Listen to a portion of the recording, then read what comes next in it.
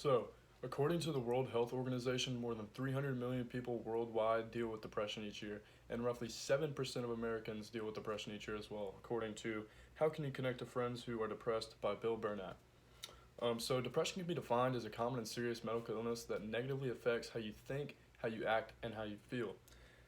So, basically, a smile does not always mean that someone is happy, they can be faking a smile. And sadness does not always mean that someone is depressed.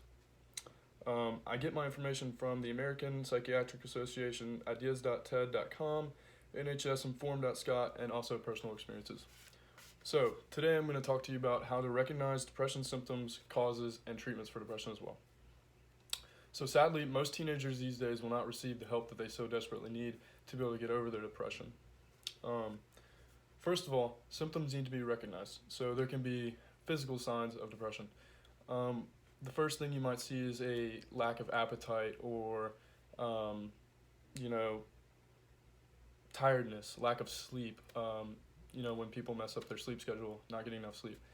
You can also see people will have like body aches and pains for just no reason. That's basically just their brain just giving off different emotions that makes them feel down constantly. Other symptoms being emotional or mental. So stress can play a major role in someone's life and, basically just spiral it downwards. Sadness and anxiety, also never ending guilt, thinking that everything's your fault and stuff like that. So they can also feel helplessness, like they can't do anything right to help anybody or do anything like that, and also just no enjoyment in life. There can also be like major persistent symptoms such as suicidal thoughts, which means at this point, if someone's having suicidal thoughts, that's basically severe depression. Also, lacking friends or being antisocial, not wanting to go out in public.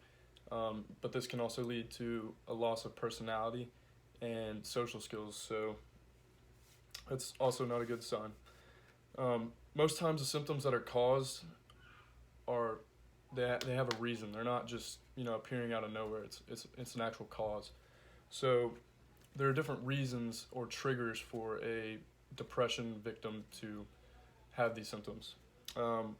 First one, like I said, being a downward spiral. So basically what this is when one thing just happens and it just leads to more and more and more and it just keeps going downward. The next thing can be a traumatic or a stressful event in your life, such as a divorce. Like your parents get divorced and you think it's your fault, or you can't cope with having to go, if you're a younger kid and your parents get split time, you have to go week to week or something like that, and you just can't deal with it. Another thing can be the environment. So for teenagers, the environment that we surround ourselves with, being our circle of friends, you don't want people to be tearing you down. Those aren't friends. People that tear you down constantly, they're trying to hurt you and not trying to build you up. So you need to surround yourself with the right people that are always they always have your back. Self-image is another good thing. So there's people that'll think, oh, this person's so beautiful and oh, I wish I could be like them. But man, every person is unique in their own way. It doesn't matter inside or out. Every person is unique. Loneliness is also another mental. So separation anxiety, people that are off at college and just out for a new experience. They left their families at home, friends at home. They have to meet new people and get out. But some people can't handle that, and they end up bottling everything up, and it just leads to more. So lastly, searching for a treatment. So most people that end up having depression, they think that looking for treatment or help can make them feel insecure or weak. But looking for treatment is one of the strongest things that a person that is depressed can do, because it actually shows strength and shows that you want to better yourself, to make sure that you're showing off your best self. So treatments that you can get, there's different antidepressants that can be described. It's recommended that you actually don't use over-the-counter depressants because it can just lead to further symptoms. Counseling is also good because it helps, to express thoughts, helps to, just free your thoughts and free your conscience.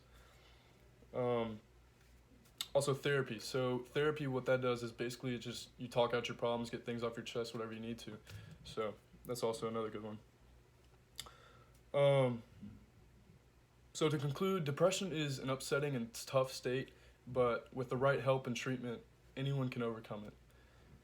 So now you've learned how to recognize symptoms of depression, what causes it, and how to treat it. So basically, with the, sorry, my phone is dying. With the right treatment, you can accomplish overcoming depression. Thank you.